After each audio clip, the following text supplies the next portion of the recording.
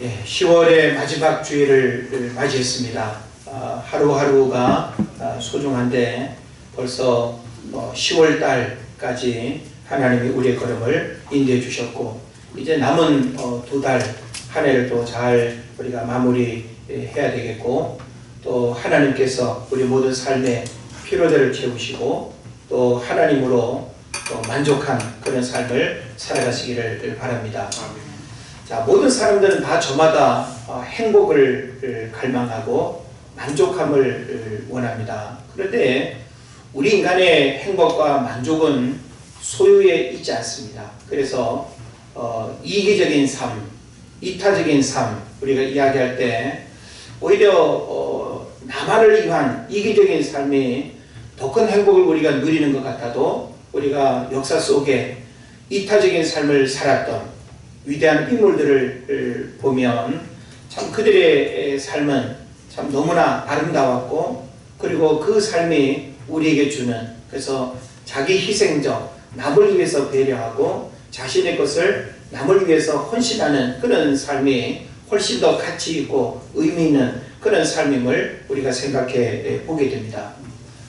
교회력으로 보면 오늘은 종교개혁 기념일 혹은 종교개혁주일로 지키기도 하는데, 저는 이 종교개혁의 정신과 그 의미가 무엇인가라고 하는 사실을 오늘 좀 생각을 해보면서 오늘 말씀의 제목을 또 그와 관련해서 같이 여러분과 함께 나누고, 한 해가 저물어가는 또 이 연말에 우리의 신앙을 점검하고, 무엇보다 하나님께서 우리에게 원하시는 삶이 무엇인가라고 하는 사실을 말씀 속에서 우리가 발견하고, 여러분의 삶이 하나님 앞에 아름답게 드려지고 또 하나님이 또 베푸시는 은혜와 축복을 누리는 여러분 되시기를 바랍니다.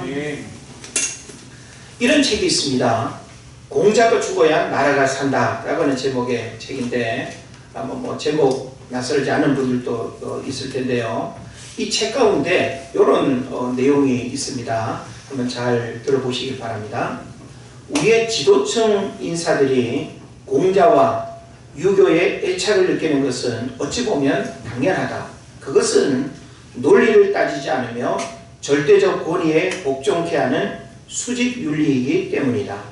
충이든 효든 말이 되든 안 되든 일단 받아들이도록 만들기만 하면 만사 편안한 지배 이데올로기인 것이다.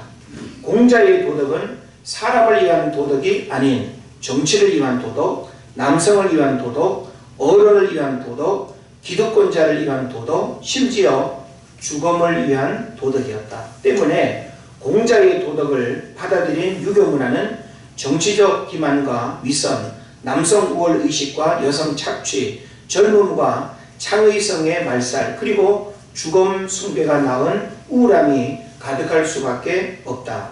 이것들은 사람이 살아 숨쉬는 삶의 공간에 꼭 필요한 투명성과 평등, 창의력, 생명력과는 너무도 동떨어진 가치이다 하고 이렇게 표현하고 있습니다.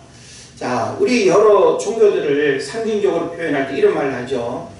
불교는 초상집과 같고, 그리고 또 유교는 제사집과 같고, 우리 기독교는 잔치집과 같다 라고 하는 표현을 합니다.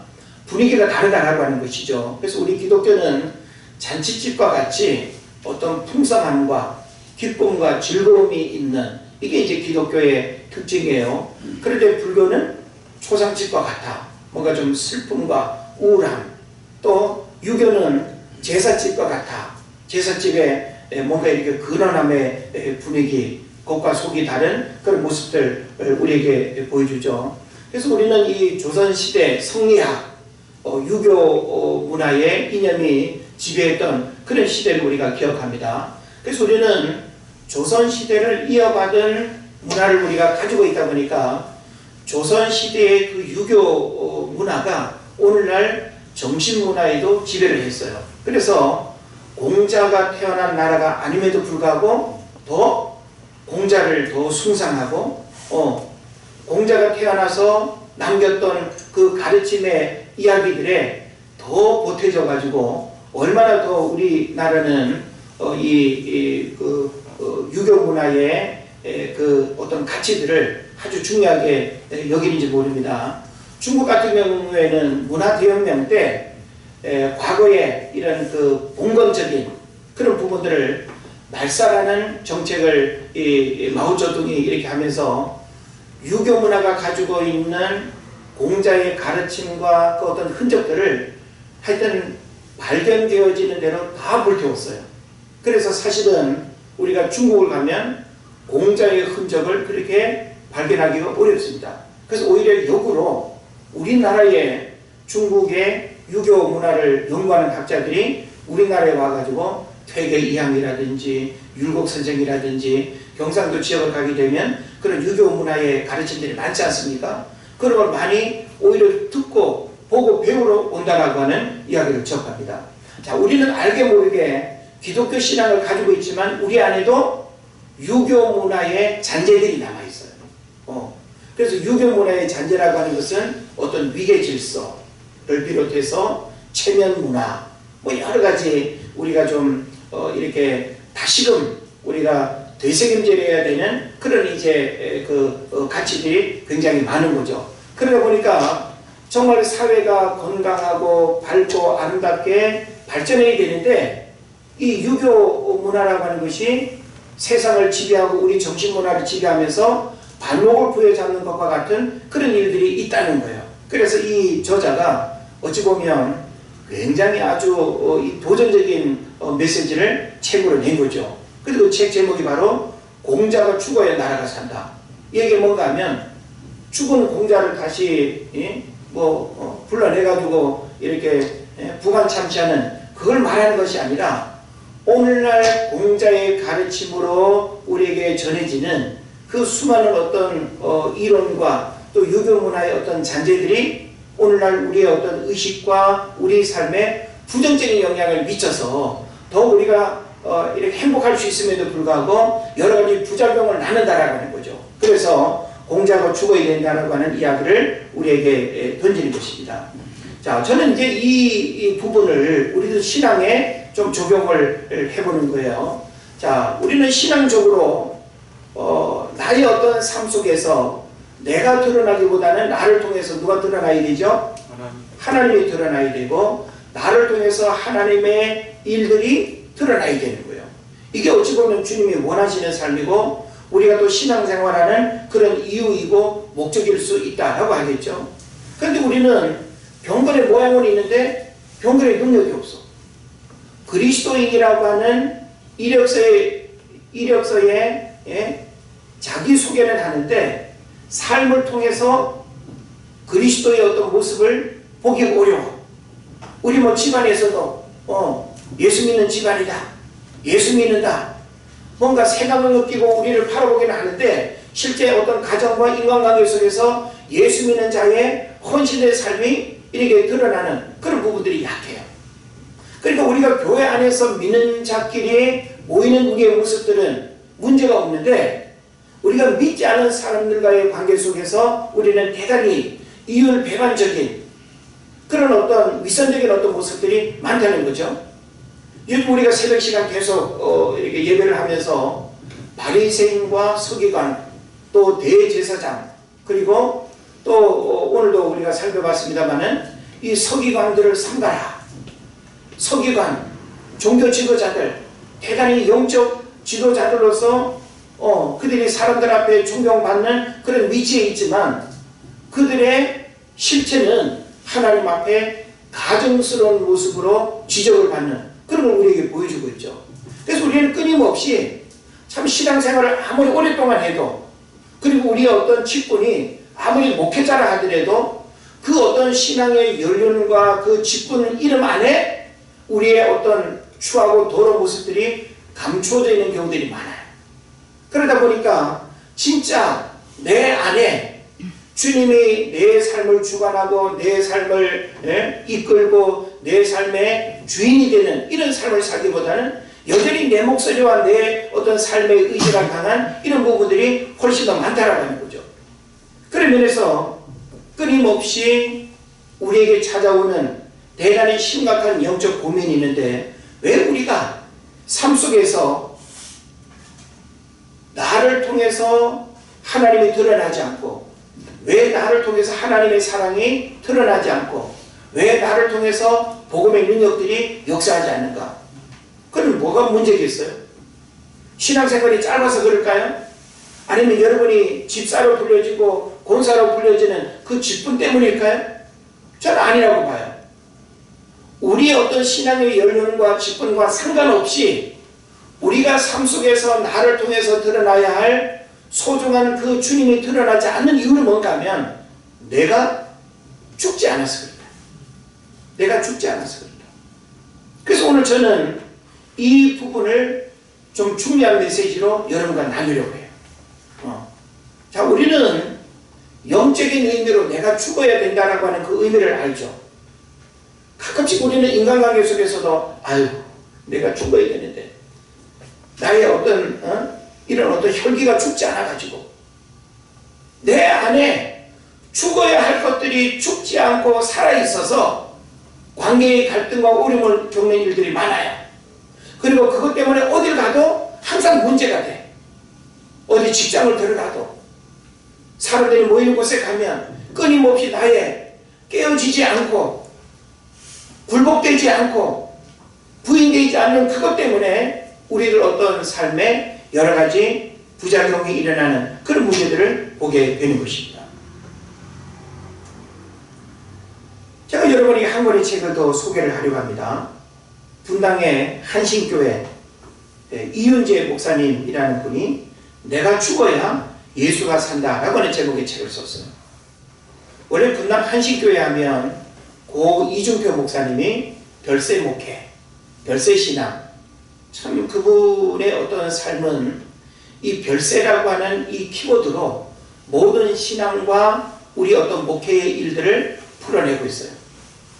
저는 이중표 목사님 살아생전에 제가 뭐 신학생 때 또 젊었을 때 참 여러 집회들 참 그분 무릎 아래 이렇게 앉아가지고 참 말씀을 사모하면서 은혜 받았던 그런 시간들을 기억합니다. 목회자가 되어서도 참 별세 목회 세미나가 매년 이 가을인가 봄에 이렇게 열릴 때마다 제가 자리를 교회를 비우고서라도 3일 4일 분당 한신교회까지 가가지고 이렇게 귀한 메시지 듣고 한 적이 있습니다. 그런데 그분의 대를 이어서 이윤재 목사님이 이제 목회를 이렇게 이제 하게 됐는데 시간이 지나면서 이윤재 목사님이 내면의 기쁨 같은 게 찾아왔어요. 그래서 그 책 겉표지 하단에 보면 이런 글귀가 있어요. 아, 내 안에 주님이 없었다. 그래서 내 삶이 힘들고 어려웠구나. 내 안에 주님이 안 계시면 그 인생은 절망과 암흑뿐이다. 주님이 내 인생 모든 문제의 유일한 해답이다. 어찌 보면 분당이라고 하는 지역, 한신교회라고 하는 우리 한국교회에서 그래도 주목받는 교회, 그리고 그래도 아주 대형 교회는 아니지만 1000명이 넘는 또 교회 목회를 하면서 안정적이고 교회를 이끌어가는 일에 큰 불편함 없이 얼마든지 존경받는 그런 목회자로 살아갈 수 있지 않습니까? 근데 어느 날 제가 뉴스를 접하면서 이윤재 목사 분당 한신교회 사임, 선교사 파송 이런 이야기를 들었어요. 그러니까 아직 은퇴를 한참 남겨두고 있는데 조기 은퇴로 일찍 목회를 그만두신 거예요. 그러면 당신이 평소에 가졌던 마음인지는 모르지만 전혀 다른 목회의 길을 이렇게 이제 가는 거죠. 그래서 한편으로는 왜 이런 일이 일어났을까 제가 궁금했지만 제가 물을 수는 없는 거고, 그래서 저는 이 책을 통해서 그분이 내면에 고민하고 괴로워했던 그걸 제가 알게 됐어요. 그게 바로 뭔가 하면 바로 이 부분이죠. 목회자로 사람들이 나를 주목하는 그런 교회 목회자로 내가 살아가고 있지만 정작 하나님 앞에서 하나님과 나와의 관계 속에서 사람들이 알지 못하는 내면에 이런 추하고 더러운 부분들이 있다는 거예요. 다시 말하면 내가 하나님 앞에 죽지 아니하고 깨어지지 아니하고 부인되지 아니한 상태에서 위선과 가식으로 살아가는 그 자신을 괴로워하고 못 버리신 거예요. 그래도 어느 날 기도원에 들어가서 금식을 하면서 갈라디아서 2장 20절 말씀을 깊이 묵상하면서 깨닫는 은혜를 받았대요. 갈라디아서 2장 20절 어떤 말씀이죠? 내가 그리스도와 함께 십자가에 못 박혀 죽었나니. 자, 우리가 구원받았다라고 하는 것은 뭐예요? 내가 십자가에 못 박혀 죽는 사건이 구원이에요. 그래서 예수님의 그 십자가 사건에 내가 같이 죽음으로 인해서 내가 살아나는 역사. 그래서 내가 사는 것은 내가 사는 게 아니에요. 나를 통해서 그분이 드러나고 그분이 사는 것이 진정한 구원받은 자의 삶이라고 하는 사실을 여러분 깨달으시길 바랍니다. 아멘. 그래서 이은재 목사님이 갈라디아서 2장 20절을 깊이 묵상하면서 내 안에 내가 죽지 못하고 내가 죽지 아니해서 살아있는 이 문제들을 깊이 절감하면서 14편의 설교를 하게 됐대요. 이후에. 그래서 그 14편의 설교를 묶어서 이 목사님이 자기 신앙 고백적인 그 메시지를 담은 것이 이 제목의 책인 것입니다. 그래서 저는 이 목사님의 이 고민과 이 몸부림이 정작 그것만의 문제가 아니라고 하는 사실. 저도 목회자로 살아가고 있지만 여러분이 보지 못하고 알지 못하는 하나님 앞에서 나만이 보고 괴로워하는 이런 내면의 위선도 얼마든지 있는 거예요. 여러분 앞에서는 목회자의 모습을 보여야 하고 어딜 가면 목사라고 하는 신분을 드러내야 하는, 그래서 내가 원치 않는 어색한 행동, 어색한 말, 위선적인 내가 또 삶을 살 수밖에 없는 이런 부분들 괴롭지 않을까요? 자연스러운 내 삶으로 드러나야 하는데 우리가 연기하듯이 이런 위선적인 모습들은 끊임없이 우리 안에 깊은 괴로움이 될 수밖에 없는 것입니다. 그래서 빌립보서 1장 20절 21절에 보면 이 사도 바울이 어떤 고백을 하는가 하면 나의 간절한 기대와 소망을 따라 아무 일에든지 부끄러워하지 아니하고 지금도 전과 같이 온전히 담대하여 살든지 죽든지 내 몸에서 그리스도가 존귀하게 되게 하려 하나니 이는 내게 사는 것이 그리스도니 죽는 것도 유익함이라. 아멘. 사도 바울은 나는 날마다 죽는다고 고백하고 있어요. 예? 사람의 어떤 육체의 생명이라고 하는 것은 한 번으로 끝나잖아요. 그런데 매일매일 죽을 수 있다는 거예요. 매일매일 죽어야 된다는 거예요. 그건 뭘까요? 육체의 생명을 의미하는 것이 아니라 또 다른 죽음의 것들이 죽어야 된다는 것을 의미하는 거예요. 예? 우리 가끔씩 가까운 사람과 싸움을 우리가 할 때 보면 생소한 일로 싸우는 일이 없습니다. 늘 익숙하게 주고받는 그런 말들로 우리가 싸워요. 익숙한 어떤 감정의 고백 때문에 갈등이 일어나는 경우들이 많아요. 그런 걸 통해서 우리가 뭘 생각하죠? 내가 여전히 살아있어서 요 일이 살아있고 요 감정이 살아있고 요 혈기가 살아있어서 요거 내가 죽지 않아가지고 여전히 또 갈등이 일어나고 더 표독스럽고 더 그냥 강팍하게 상대방을 그냥 고통스럽게 하고 또 나도 괴롭고 이런 일들이 반복되지 않습니까? 왜 우리가 예수 믿는데 십자가에 못 박혀 죽는 그 사건이 왜 일어나지 않을까요? 신앙생활 한 50년 해야지 그런 일이 일어날까요? 아니면 여러분의 직분이 바뀌어지면 그런 일이 일어납니까? 기도원에 가서 금식하면 그런 일이 일어나나요? 참 어떤 면에서는 딜레마예요. 목회자가 목회 현장에서 여러분을 바라볼 때 늘 고민하는 게 뭔가 하면 참 안 바뀐다. 참 안 변한다. 하나님이 우리를 바라보실 때 어떨까요? 얼마나 답답하실까? 하나님은 우리를 구원하셔서 저와 여러분을 통해서 수많은 영혼들의 구원받는 역사들이 일어나기를 원하는데 여전히 하나님 앞에 일꾼이기보다는 일감의 모습이야. 여전히 하나님 앞에 깨어지고 다듬어져야 될 그 원석의 모습으로 머물러 있다는 거예요. 여전히 가공되지 않은 다이아몬드가 최고의 가치를 가지려면 원석으로부터 다듬어져야 돼요. 아시죠? 연마라고 하는 여러 과정들을 통해서 각이 지고 빛이 나고 그 불순물이 없는 그런 상태로 다듬어져야 돼요. 우리는 어떻습니까?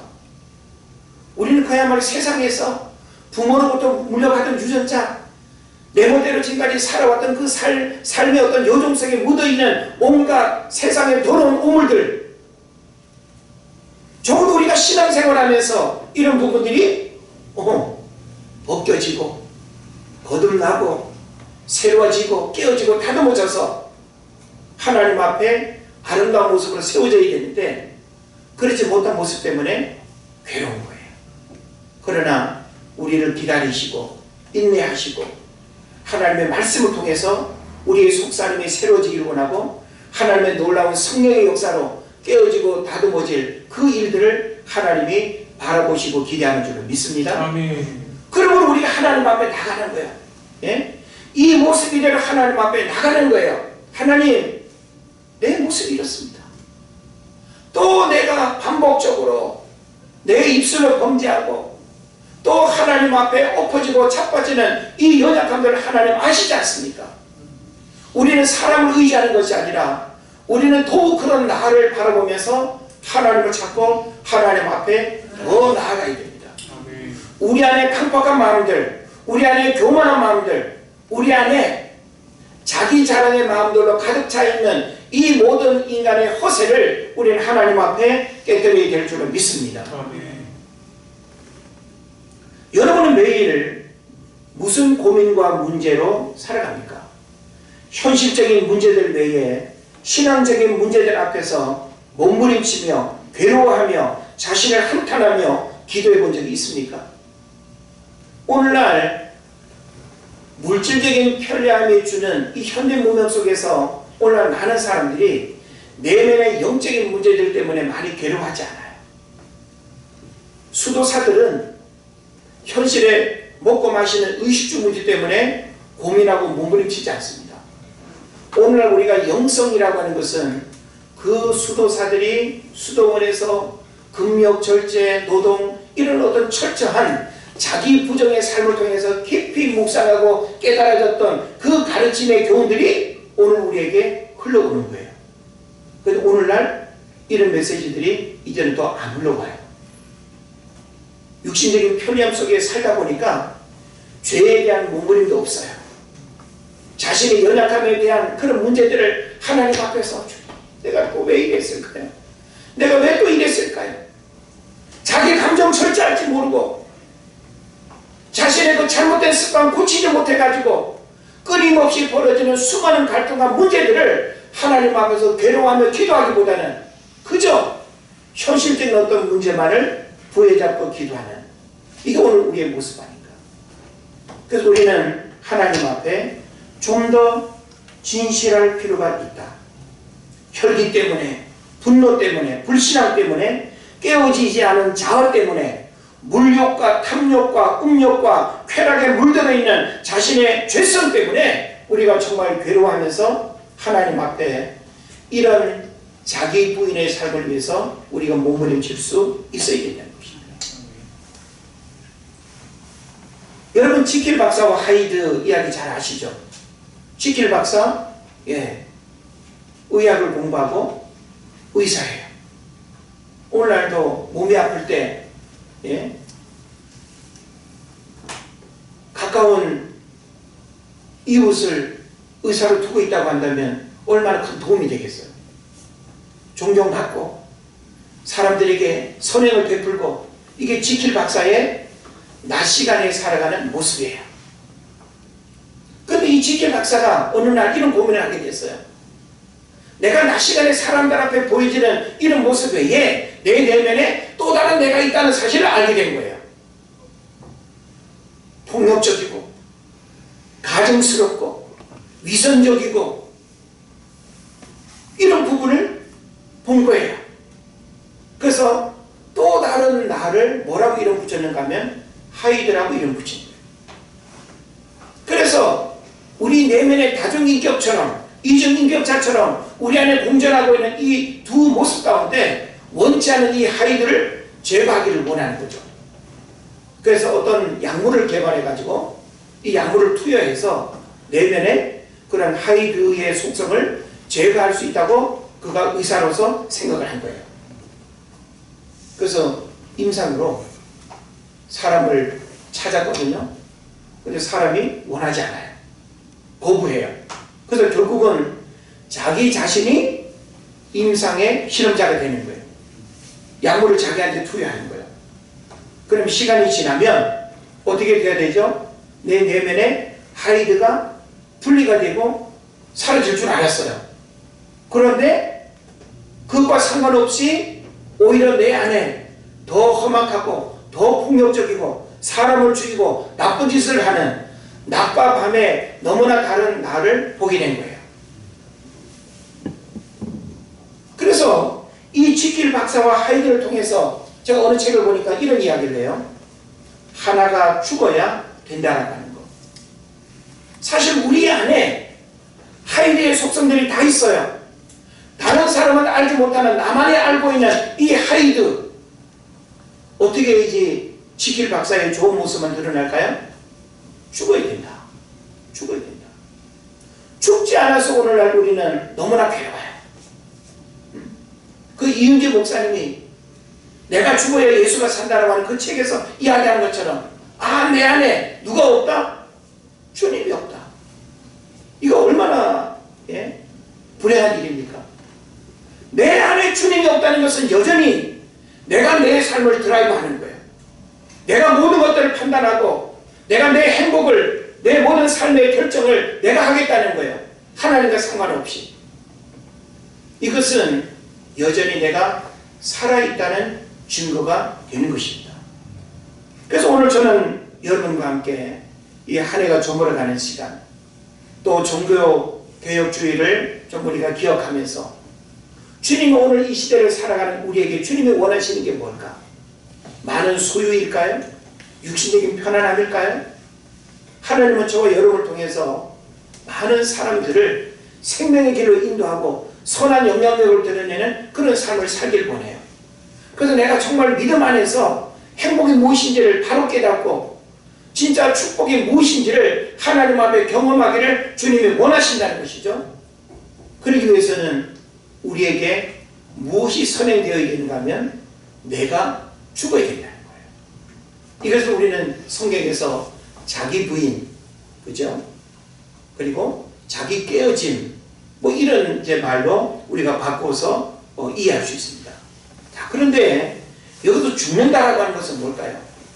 내가 날마다 죽는다라고 하는 것은 내 육체의 생명을 계속 괴롭혀서 내 육체가 죽어가는 그 상태를 말하는 게 아니에요.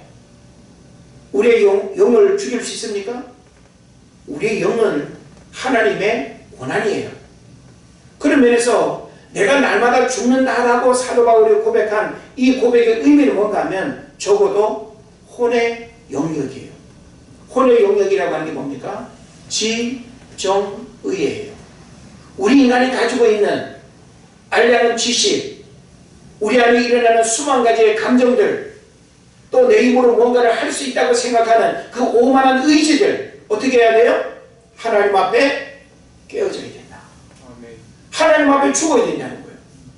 이런 것들이 하나님 앞에 깨어지지 않은 상태에서 겉으로 교회 다니고 겉으로 예수 잘 믿는 척 해봐야 그것은 위선일 수밖에 없고 하나님 앞에 인정받을 수가 없다라는 것입니다. 그래서 사도 바울은 그런 걸 잘 알아요. 왜냐하면 사도 바울은 어떤 인물입니까? 로마 시민권자요, 가말리엘 문화생이요, 대율법학자요. 예? 거의 사도 바울을 따라갈 만한 그런 위인이 없어. 그래서 사도 바울은 그 누굴 만나고 그 누구 앞에 선다 할지라도 자기가 그야말로 주장할 수 있는 이야기며 자랑거리들이 얼마나 많은지 모릅니다. 그런데 사도 바울은 뭘 말합니까? 다메섹 사건 이후에 사도 바울의 고백은 바뀌었어요. 사도 바울은 예수 그리스도와 십자가 외에는 자랑할 게 없다. 예수 그리스도와 십자가에는 자랑할 게 없다. 그래서 그가 다메섹 사건 이전에 누렸던, 추구했던, 사람들이 부러워했던 그 모든 것을 어떻게 한다고요? 배설물로 여긴다 그랬어요. 예? 배설물이 뭔지 아시죠? 배설물에 미련 두시는 분이 있나요? 배설물을 아쉬워하는 분이 있나요? 사도 바울의 가치관이 이렇게 바뀐 거예요.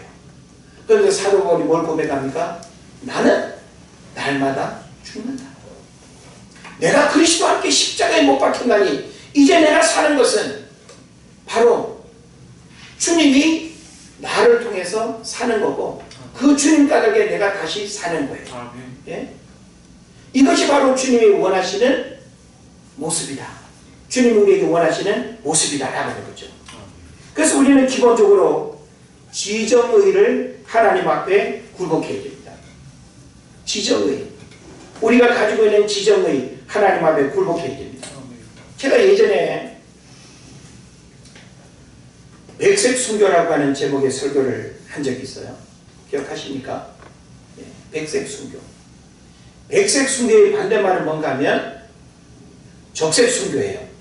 적색 순교는 그야말로 붉은 색의 순교죠. 피 흘려서 죽는 걸 의미하는 거예요. 예? 우리나라에 피 흘려 죽은 순교사들, 예? 순교자들, 교회사에 예? 복음을 전하다가 순교당한 그 위인들은 다 뭐예요? 백색 순교자들이에요. 그럼 하나님이 오늘 구원받은 저와 여러분들에게 이 시대를 살아가는 우리에게 어떤 순교를 원할까요? 적색 순교를 원할까요? 아니에요. 적색 순교는 아무나 하는 거 아니에요. 적색 순교는 여러분이 원한다고 해서 되어지는 것도 아니에요. 적색 순교는 하나님의 특별한 은혜인 줄을 믿습니다. 아멘. 그러면 오늘을 살아가는 우리에게 하나님이 원하시는 순교는 뭘까요? 그걸 우리가 백색 순교 혹은 생활 순교라고 하는 거예요. 백색 순교는 뭐겠습니까? 불신 남편과 또 불신 친구들과 불신 이웃들과 우리가 살아가면서 그 가치관의 갈등 혹은 대화의 갈등 있어요 없어요? 있어요. 믿는 사람끼리 같이 어울려도 서로 마음 안 맞아가지고 싸우는데 믿지 않은 사람들은 벌써 방향 자체가 다르기 때문에 맞을 수가 없어요. 그러니까 대화도 안 돼. 감정도 정상적으로 소통 안 돼. 그러니까 우리가 행복할 수 없는 거야. 예? 그런데 주님이 우리에게 내가 죽고 내가 사는, 내가 죽어서 다른 사람을 살리는, 썩어지는 하나님의 미랄 까닭에 수많은 열매들을 맺는 이런 역사들이 일어나는 원리를 우리에게 가르쳐주고 있습니다. 그게 바로 뭔가 하면 내가 죽어야 한다는 거예요. 철저하게 내가 깨어져야 되는 거. 사람 앞에서 내가 철저하게 깨어지면 너는 속도 없니? 너는 어쩜 그럴 수 있니? 이 정도 상태가 돼야 그 사람이 나를 존경해요. 머리 숙여요. 근데 우리는 한마디도 안 져. 내가 억울하게, 내가 당해야 되는데 하면서 막 믿음으로 더 강하게 싸우죠. 믿음으로 더 강하게 막 욕하고 더 덤비고 지는 게 없어. 내가 죽는 모습을 보여주는 게 없어. 그러니까 아이들도 관계에 어려움을 겪고 형제간에도 갈등이 풀어지질 않고 부부간에도 어려움을 겪는 거예요. 네. 자, 그래서 오늘 우리가 성경을 통해서 깨달을 수 있는 건 뭔가 하면 이 백색 순교의 삶이 죽는다는 의미인데 이걸 좀 더 구체적으로 말한다면 감정을 굴복하는 거예요. 감정을 굴복하는 거. 자, 하나님은 우리의 감정을 아주 기뻐하셔요. 우리가 하나님 앞에 감정을 고백하는 거 대단히 중요합니다. 그런데 부정적인 감정은 어떻게 해야 될까요? 다스려져야 되는 거예요. 네? 혈기 부리고 하나님 앞에 분노하고 뭔가 모든 것들을 부정적으로 생각하고 우리 안에 자리 잡고 있는 마귀의 속성들, 그것들이 어떻게 돼야 되는가? 하나님 앞에 죽어야 되는 거예요. 그래야 내가 죽어야 예수가 살고 내가 죽어야 하나님의 능력이 나타나고 내가 죽어야 하나님의 의가 드러나는 것입니다. 오늘 많은 사람들이 신앙생활하면서 내 감정이 죽어야 된다라고 하는 부분을 잘 안 받아들여요.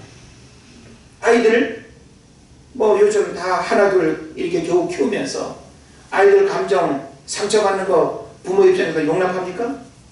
어림도 없죠. 누가 감히 내 아들 마음 상하게 하고 감정 상하게 하면 큰 싸움 벌어집니다. 옛날에는 어디 감히 부모한테 대들고 어른들한테 그냥 눈알 부라리고 있을 수 없는 일이에요. 자기 감정을 우리는 옛날 어떤 문화 속에서는 억지로라도 그것을 절제하고 이겨내고 다듬어지는 그런 과정들이 있었어요. 형 앞에서 그냥 감히 형제들 간에도 그냥 함부로 못하잖아요. 근데 오늘날은 그런 부분이 잘 안 돼. 그러다 보니까 신앙생활도 여전히 독불장군이야. 내가 하나님 앞에 혈기 부리고 내 감정을 마음대로 이렇게 발산하면 하나님이 겁먹을 걸로 생각해. 하나님은요 윽박지른다고 겁먹거나 우리의 목소리에 하나님이 겁먹고 응답하시는 분이 아니에요. 우리는 하나님을 정확하게 알아야 됩니다. 여러분, 하나님은 우리 인간으로부터 업신여김을 당하지 않습니다. 하나님은 하나님 그 자체로서 그 자리에 늘 계십니다. 우리는 하나님의 말씀을 통해서 내가 하나님 앞에 어떤 관계로 어떤 모습으로 살아야 되는가를 우리가 잘 깨달아야 될 것입니다. 또 우리는 의지를 고집하지 않는 것이 죽는 것이다 라고 하는 사실을 알아야 됩니다. 우리 나름 다 의지가 있잖아요. 뭘 하고자 하는 의지, 목표의식, 꿈을 이루고자 하는 거 다 있어요. 그런데 그것도 내 어떤 열정의 의지로 무엇을 할 수 있다고 생각하는 거 어떻게 될까요? 하나님 앞에 죽어야 돼요. 늘 우리는 이 말씀을 기억해야 돼요. 사람의 뜻을 세우고 그 길을 계획해도 걸음을 인도하시는 분은 하나님입니다. 예. 그래서 우리는 하나님 내 삶의 모든 일들을 주관하시고 인도하신다는 사실을 알아야 돼요. 그래서 내가 무언가를 할 수 있다고 생각하는 이 의지, 욕구 어떻게 해야 돼요? 하나님 앞에 죽어야 됩니다. 그래서 하나님이 이끄시는 삶을 살아야 돼요. 그 하나님이 우리의 가정도, 우리의 자녀들도, 내 노후도, 내 모든 직장도, 사업도 하나님이 주권적으로 이끌어 가셔야 돼요. 우리는 내가 뭔가를 할 수 있다고 생각하는 영적 교만함이 있습니다. 여지없이 하나님이 깨뜨리십니다. 그런 게 죽어야 된다. 또 지식이 만능이지 않다라고 하는 사실을 믿는 것, 이거 굉장히 중요한 깨달음이에요. 쾌락에 거룩이 변질되지 않는 것, 이것도 대단히 중요한 우리가 죽어야 되는 그런 문제에 연결이 된 것입니다. 그래서 저는 이런 부분들이 다 어떻게 돼야 된다는 거예요? 죽어야 된다는 거예요. 예? 그래서 이런 어떤 부분들이 하나님 앞에서 철저하게 깨어지지 않으면 하나님을 믿는다고 하면서 이것도 아니고 저것도 아니에요. 하나님 믿어도 내 삶에 진정한 영적 축복이 일어나지 않는 껍데기 신앙에 불과할 수 있다는 사실을 알아야 됩니다. 그래서 성경이 가르치면 뭔가 하면 철저하게 죽어야 능력이 나타나고 철저하게 죽어야 축복을 경험하고 철저하게 죽어야 주님이 나를 통해서 드러난다는 사실을 가르치고 있어요. 우리는 사도 바울의 생애를 들여다보면서 사도 바울은 날마다 죽기를 원했어요. 날마다 죽는 자기 부인의 삶을 살았어요. 그러니까 나는 부족해요. 나는 연약해요. 나는 아무것도 아니에요. 이런 자기 부인의 고백을 하니까 하나님께서 사도 바울 들어서 역사하는 거예요. 할렐루야. 자, 여러분, 사도 바울의 육체는요 많은 질병과 문제를 가지고 있었어요. 키도 작았고요, 매부리 코에 눈은요 시력이 안 좋아가지고 안질이라 그러죠. 사부를 잘 보지 못할 정도. 등은 곱사등이래요. 그리고 간질병도 있었대요. 육체로 보면 사도 바울은 능력 있게 그가 뭔가 할 수 있는 그런 조건을 가지고 있지 않아요. 그럼에도 불구하고 그의 신분과 그의 배경은 대단했죠. 그런데 그가 복음을 통해서 하나님이 어떤 분인가, 예수님이 어떤 분인가를 깨달은 다음에 사도 바울은 철저하게 하나님 앞에 죽는 노력들을 했어요. 죽을 때 하나님이 역사하는 거예요. 사도 바울이 날마다 죽을 때 하나님이 그를 통해서 수많은 영혼들을 살리는 역사들이 일어났다는 사실이에요. 여러분들이 모든 관계와 일들 속에서 날마다 철저하게 죽는 이런 노력들이 있어야 돼요. 그래야 하나님이 여러분을 살립니다. 그래서 오늘 말씀의 핵심은 바로 이거죠. 나는 날마다 죽노라. 이건 대단히 중요한 경고예요. 우리가 기억하고 마음속에 기억하고 우리가 묵상해야 될 아주 중요한 메시지입니다. 저는 이 한 문장을 세 단어로 좀 나누어서 설명을 드리려고 해요. 첫째는 뭔가 하면 나눔이죠. 나눔. 자, 우리는 죽어야 되는 일에 있어서 너는 좀 죽어야지 이렇게 말하기가 쉽잖아요. 나는 괜찮아. 나는 이미 죽었어. 자기 스스로는 그렇게 생각하면서 오히려 상대방을 죽어야 된다고 생각하는 경우들이 많습니다. 그런데 성경은 뭐예요? 나는이에요. 여기서 나는은 뭘 의미할까요? 타인에게 요구하는 것이 아닌 죽음의 주체는 나라는 것이 중요한 거예요.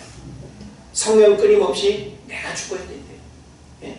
내 옆에 누가 있다 할지라도 그 사람이 좀 모자라 보이고 분명히 문제가 있어 보이고 문제를 일으키는 어떤 창고는 같아도 그 사람이 죽어야 되는 것이 아니라 복음의 본질은 뭘까요? 내가 죽어야 되는 거예요. 나부터예요. 모든 변화는 나부터. 모든 역사는 나로부터. 내가 죽어야 살아나는 거예요. 그래서 우리가 철저하게 주님이 우리에게 가르치는 영적 원리의 메시지를 우리가 하나님 앞에서 실천해 보는 거죠. 난 자식들 탓하고 남편 탓하고 친구 탓하고 이웃을 탓하는 것이 아니라 내가 죽으면 직장도 변화가 일어나요. 내가 안 죽어서 갈등이 일어나요. 예수 믿는다고 하면서 여전히 죽어야 할 어떤 기질과 성품과 그 못된 습관들이 죽지 않아서 여러 가지 문제가 생겨나는 거예요. 여러분 철저하게 내가 죽는 역사들이 일어나기를 바랍니다. 그 다음에 또 성경은 날마다 라고 했어요. 날마다. 이 날마다라고 하는 말이 뭘까요? 이벤트성 죽음이 되어서는 안 된다는 겁니다. 예? 연초에 나 오늘 죽어야지, 올해는 나 죽어야지 했는데 안 죽네. 그래서 부활절 때 부활절 죽어야지 했는데 또 안 죽네. 예?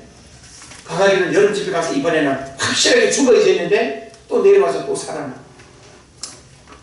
특별 심려기도회 때 죽을까 하는데 또 안 죽어. 참 안 죽어. 예?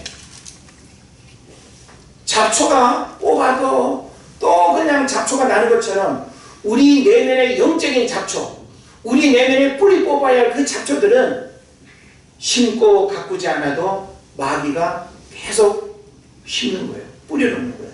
그래서 우리가 해야 될 일은 뭘까요? 날마다. 그래서 성경 우리에게 뭘 말합니까? 경건의 이르기를 어떻게 하라 그랬어요? 연습하라 그랬어요. 경건 생활을 날마다 연습해야 돼요. 하루아침에 이루어지는 게 아니에요. 경건의 능력이 그냥 나타나는 게 아니에요. 여러분 매일매일 날마다 하나님 앞에서 깨어지는 은혜가 있게 될 때 부어지는 은혜가 있게 될 줄로 믿습니다. 아멘. 깨어지는 곳에 새는 것이 아니라 깨어지는 여러분의 심령 속에 하나님이 부으시는 은혜가 있는 거예요. 아멘. 이걸 우리가 경험해야 됩니다. 예? 그래서 자기 부정과 자기 부인의 삶, 예수님도 제자를 부를 때 말하지 않았습니까? 아무든지 나를 따라오려거든 어떻게 해요? 자기를 부인하고. 이건 뭐예요? 죽어야 된다는 거예요. 그래서 심지어는 아버지가 돌아가셨는데 장사 지내고 따라갈게 하니까 뭐라 그랬어요? 죽은 자들로 죽은 자를 장사하게 하고 너는 나를 따르라는 거예요. 우리는 생명을 향해서 가야 돼요. 아멘. 믿습니까? 아멘. 죽음의 자리에 머물러 있으면 안 돼요. 죽음은 우리가 이 땅에서 끊임없이 깨트려야 될 거예요. 하나님 나라는 영원한 생명밖에 없어요. 아멘. 이 땅에서 썩어질 육신의 더러고추한 것들을 날마다 죽이세요. 그럴 때 살아나는 역사가 있게 될 줄을 믿습니다. 아멘. 그리고 여기서 죽노라 했습니다. 죽노라는 뭐예요? 죽노라라고 하는 것은 단절을 의미하는 거예요. 더 이상 죽어야 될 것들을 내버려두지 않는다는 거예요. 그리고 다짐과 결단이 필요하다는 것을 우리에게 말하는 거예요. 자, 우리가 하나님의 말씀을 들으면서 은혜를 받는다는 건 뭐예요? 깨달음과 뉘우침에 머무는 게 아니에요. 주님, 오늘 저에게 이런 말씀의 은혜를 주셨습니다. 이제는 제가 이렇게 살겠습니다. 깨달은 것이 내 삶의 변화가 일어나는 것, 이게 진정한 은혜예요. 영적인 축복은 여러분이 하나님의 말씀을 지식으로 듣거나 한겨레 듣고 흘러버리는 것은 아무 의미가 없습니다.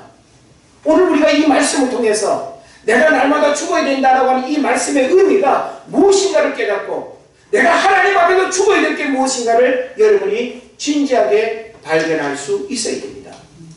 누가 죽여주는 게 아니에요. 누가 나를 죽여야 돼요? 내가 나를 죽여야 되는 거예요. 어디에서? 하나님 앞에서. 무엇으로? 말씀과 기도로. 내 능력이 아니에요. 누구의 능력으로? 하나님의 성령이 여러분을 깨트려야 되는 거예요. 아멘. 여러분, 내가 살아있으면 살아있는 만큼 고생이에요. 내가 살아서 무언가를 할 수 있다고 생각하는 한 여러분은 여전히 하나님의 축복으로부터 계속 연기되는 거예요. 여러분이 빠르면 빠를수록 하나님 앞에 철저하게 깨어지고 낮아지고 부서질 때 하나님의 온전하심으로 여러분의 삶을 책임져 주실 것입니다. 아멘. 내가 날마다 죽는 이 역사 속에 내가 날마다 살아나는 역사, 부어지는 은혜의 역사, 진정한 축복이 내가 죽는 그곳에 피어난다는 사실을 여러분 믿으시고 힘들고 고통스러워도 하나님 앞에서 내가 날마다 죽는 것이 진짜 축복임을 알고 죽는 역사, 죽는 은혜가 여러분 가운데 일어나기를 주의 이름으로 축원을 드립니다. 아멘. 기도하겠습니다.